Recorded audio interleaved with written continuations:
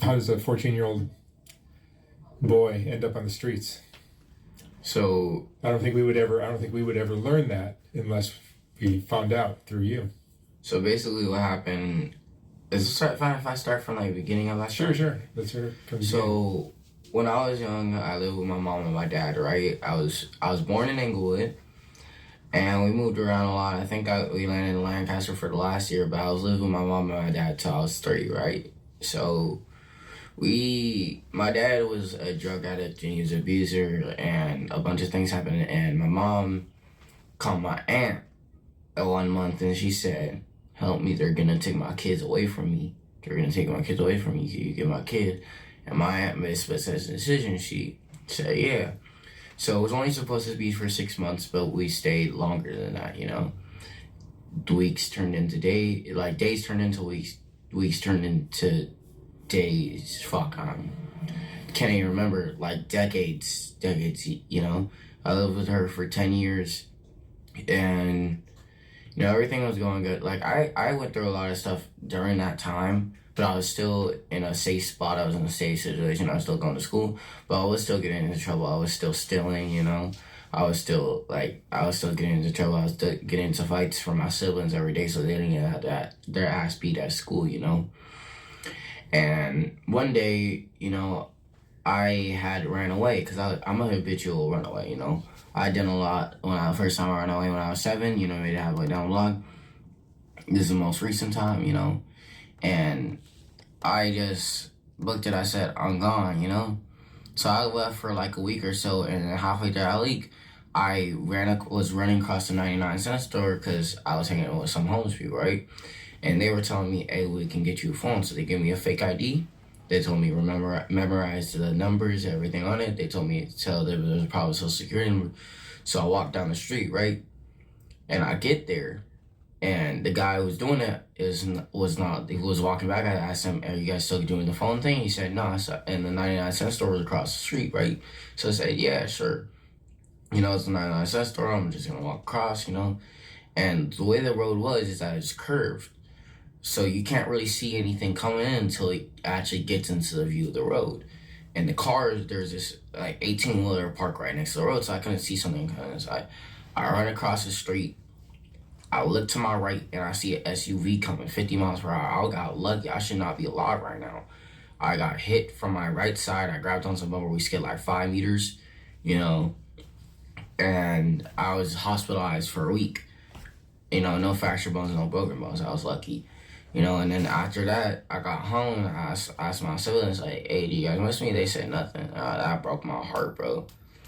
So basically, some more time goes on, and this is like the worst part. This is where everything really started to go bad. I was getting a cup of noodle soup from the garage because we had a little pantry in our garage, like this locker, it had all our snacks in it. And I asked my uncle, can I go get the keys so I can open the padlock to get a cup of noodle soup inside?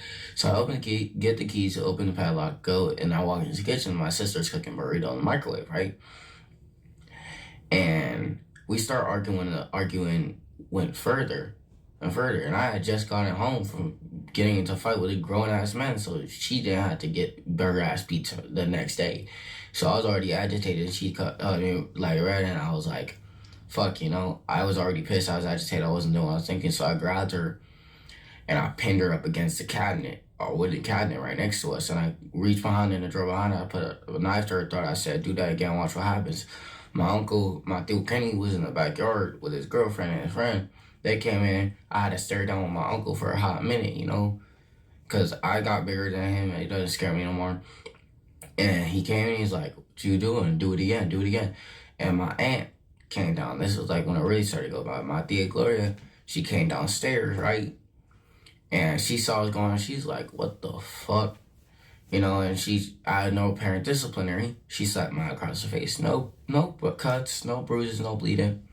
This girl ran outside, and my aunt, being the Hispanic woman she is, 50-year-old Hispanic woman, she chased after her, because that's just how she was raised. My sister already knew what was going to happen. She should have just taken it. But no, she ran outside, and my Theo Kenny was stopping my aunt from going outside after her in the backyard. Today's video is sponsored by Aura. It's a really important time to be talking about Aura because hackers have stolen the social security numbers of every American.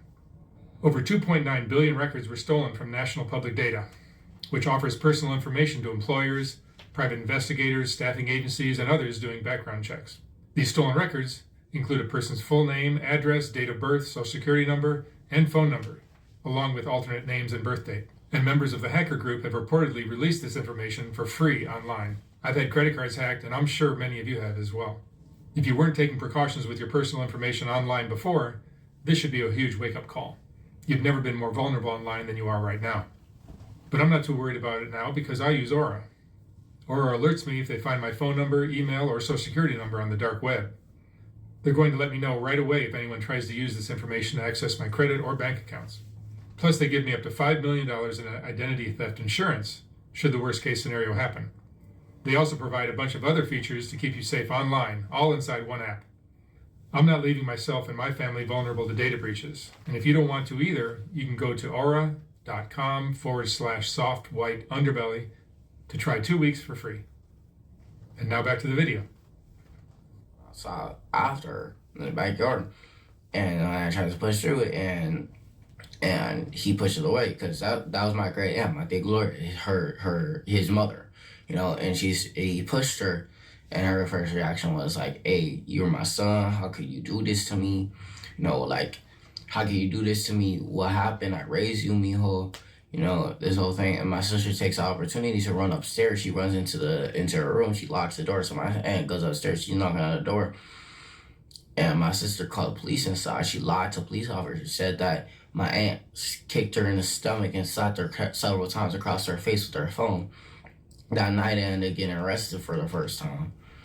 I was in juvenile hall for like 2 weeks. I got lucky. I should have been facing at least 5 years because that's a strike charge, And I got out, and after I got out, I was supposed to do probation. And I got out of probation, I did everything I needed to do, then it came the drug abuse classes. So I went to this place in Lancaster, right? It's this place in Lancaster,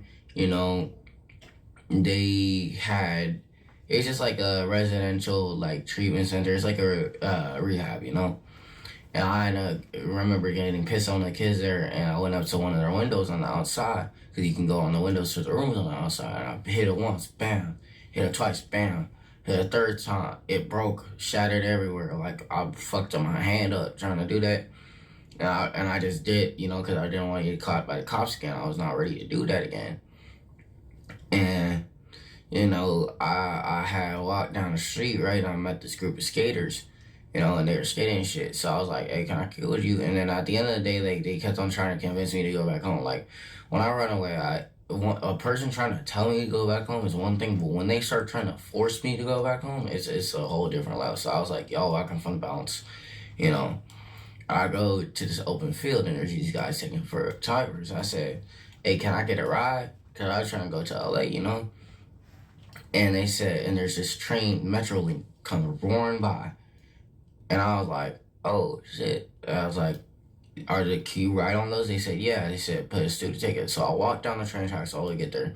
And I said, "Hey, I was just looking for the train, trying to go to LA, can I get a student ticket?" Yeah, and I didn't know how much it cost. Turns out the student ticket is free. So I rode all the way down to LA. I was in Skid Row for the first time. First couple of times I ran all the way to LA, I was in Skid Row, And I met these group of Mexicans, and we were partying, But in the morning, I got my aunt to come pick me up because it was just a little bit too much for me. We were using those balloons that make me feel woozy and shit.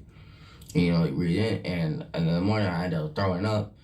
I called my aunt to come get me, and as we're riding back, she tells me, she hands me this paper. She said, "Read this." It was on the table when we got back home. I had the entire state looking for me, and noticed to remove me from the property.